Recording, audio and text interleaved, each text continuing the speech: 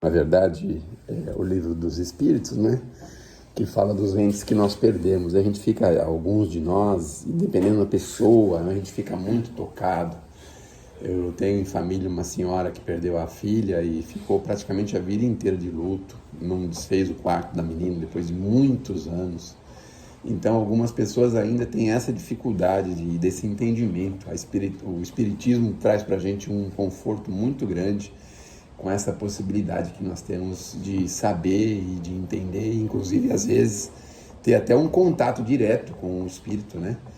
A época do Chico recebeu mais de 10 mil cartas de mães, de filhos, de pessoas ligadas à família, mostrando a realidade da vida após a morte. Não é? Nós temos até um programa de rádio, Mensageiros no Ar, que tem na Rádio Boa Nova, na Rádio Baruch, que lê essas cartas dessas pessoas que confortam, trazem conforto para os familiares aqui na Terra, né? E realmente é muito difícil para a gente. Agora, a doutrina espírita vai devagarzinho eliminando alguns problemas que a gente tinha no passado, porque vai desvendando alguns mistérios, porque antigamente nós vivíamos meio com superstição. As pessoas não tinham uma certeza, uma coisa certa e direta e certa da vida pós-morte. Aí veio a doutrina e mostrou pra gente com todas as linhas, todas as letras, que a vida continua assim, né? Então tinha aquela dúvida de céu, inferno, a direção para o espírito, para onde que vai. E hoje a gente já sabe que nós temos a vida espiritual, o estado de consciência pode falar muito do nosso futuro, as nossas ações podem falar muito do nosso futuro, pode lembrar o nosso passado. Então hoje a gente já tem uma noção bem clara dessa tal vida, a vida que é a vida imortal, que nós somos imortais.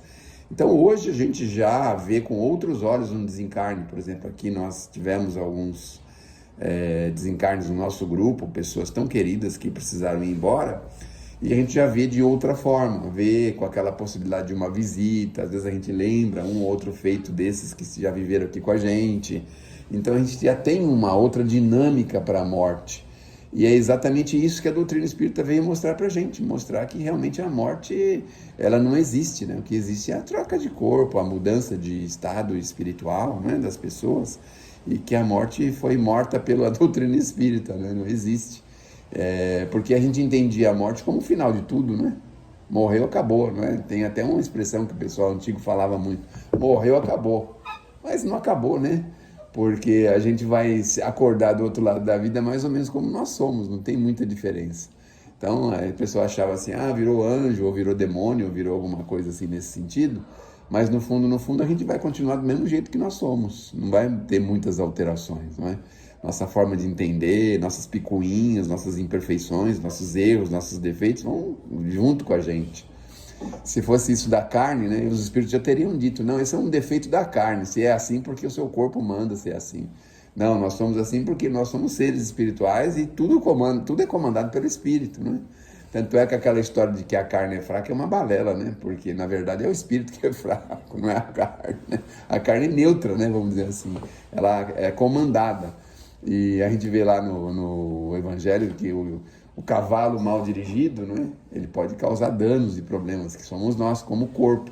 Então, se o espírito não dirige bem o corpo, ele pode causar grandes problemas, grandes dificuldades. Mas é assim, a gente precisa devagarzinho ter essa consciência de que vai chegar a liberdade para todos nós. Então, mais cedo ou mais tarde, a gente vai ter que aceitar que o alvará de soltura chegou para aquele nosso irmão e vai pegar aí um outro caminho, uma outra direção. O que não significa que ele não possa estar em convívio e contato com a gente, né?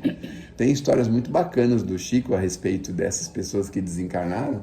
Tem uma que vale muito a pena a gente lembrar.